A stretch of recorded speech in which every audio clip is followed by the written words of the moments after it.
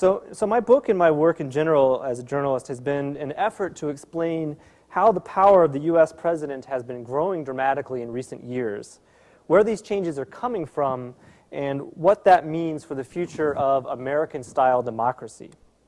As a result of the changes that have developed, especially over the last 8 years, but really as part of a pattern that dates back to the 1950s, we are moving towards a situation in which increasingly the decisions that affect the United States are being made in secret, with less input from Congress, and if people don't like these decisions, assuming that they even know about them, their ability to get recourse in the courts is eroding.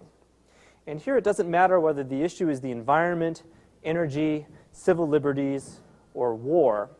The bottom line is that the extraordinary power of the federal government is being concentrated into fewer and fewer hands.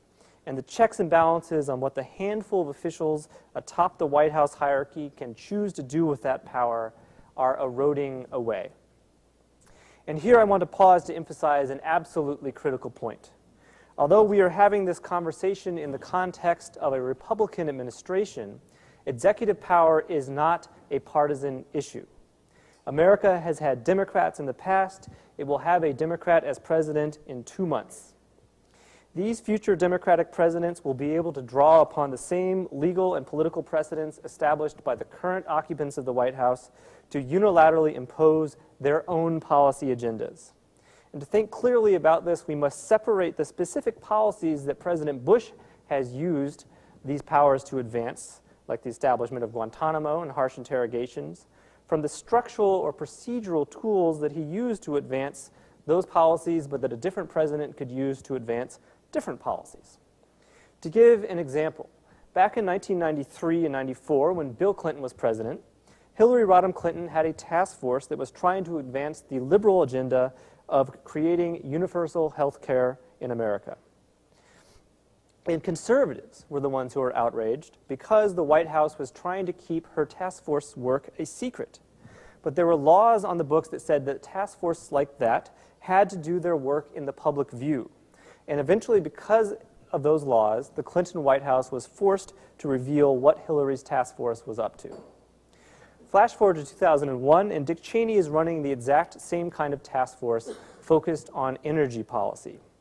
And the Bush White House wanted to keep its work a secret from Congress and the public as well.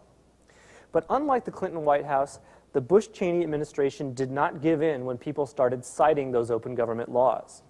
They fought all the way to the Supreme Court, and they won precedents that gutted those laws. They established that presidents have the power to keep task forces like that a secret. And that expanded secrecy power was not just for Cheney's energy task force. It's from now on, it's for whoever happens to occupy the White House at any moment going forward, including Barack Obama, beginning in 2 months.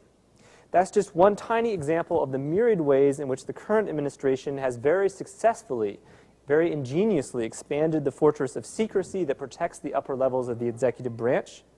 And its secrecy push, in turn, is just one of a huge number of changes that have been afoot, all of which have served to concentrate more power in the White House. And that is why it is really in the long-term interests of everybody, regardless of your politics or your party affiliation, to understand and have an informed debate about what has been happening to the system designed by America's founders.